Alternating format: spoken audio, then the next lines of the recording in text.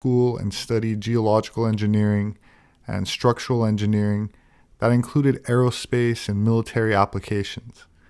He trained in explosives and the effect of explosives on structures. He claimed that his first job with the Morrison-Knudsen Corporation, who specialized with construction of deep underground mountain or military bases, also called DUMBs.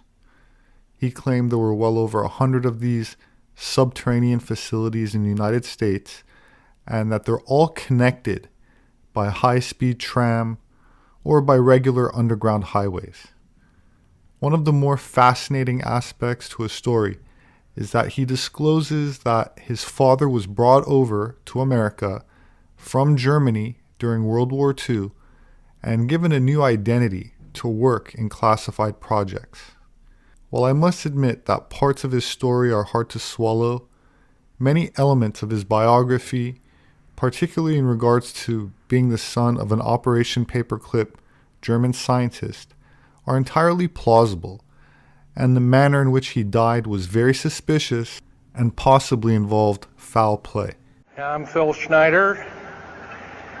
I worked 17 years for the United States government as a geologist and aerospace engineer, as well as a structural engineer. I worked for such elusive occupations with Morrison-Knudsen, Bechtel, Page & Page, Aerospatiale of France, and a host of other EG&G and a host of other, Los Alamos Laboratory and these kind of things. Anyway, my work as a geologist in building underground military bases, some of which are over 2 miles underground, high-speed monorail subway cars, if you might want to call them, that link these bases together. Some of them are capable of riding on a cushion of air about 3/4 of an inch off a rail at a better part of Mach 2. Incidentally, I helped work on 13 deep underground military bases. Had hands-on experience. Notorious was the one in and around the Dulce, the southeastern and southwestern sides of Dulce, New Mexico, in the Los Alamos laboratory regions, where we built some hermetically sealed rooms that were very deep, going down over a mile.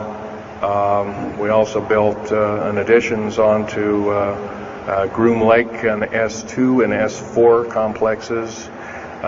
There are a total of 9 underground. They're called DUMBs. Like, you can learn a lot from this dummy, but DUMB stands for Deep Underground Military Base, and or a deep underground DUM2, for instance, is a submarine base, and I helped build a few of those too, which are off our continental shelves and then certain islands and out in the Atlantic and the Pacific in strategic locations.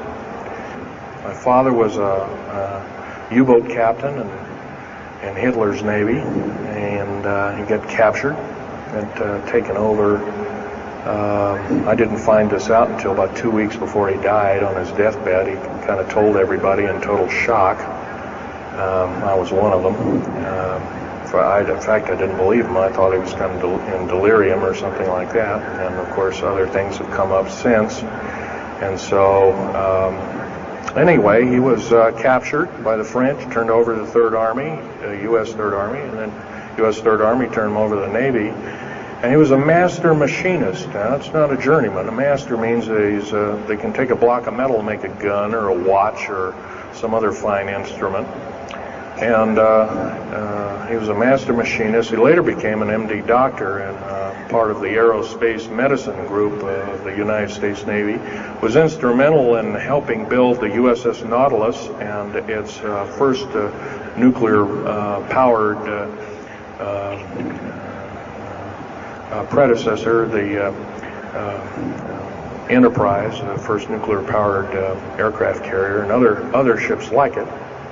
He pioneered all the ways in building very small and miniature nuclear engines and He even helped later on in his life, he helped develop the infamous grid bed nuclear motor, which is now employed in some things that look like flying saucers that people claim are flying saucers. Yes, we, in quote, the United States Air Force and other armed forces, are training other European forces to fly unidentified, or now identified, or, in quote, flying saucers. We've actually built several prototypes that are flying under names of black craft. My position as a geologist and engineer got me to see a lot of things in the world. I've been in over 70 countries. Also worked for NATO. I carried a level 3 security clearance with a rhyolite factor. Rhyolite is a hardened factor, only given out to a handful of civilians and maybe a couple of hundred military men worldwide.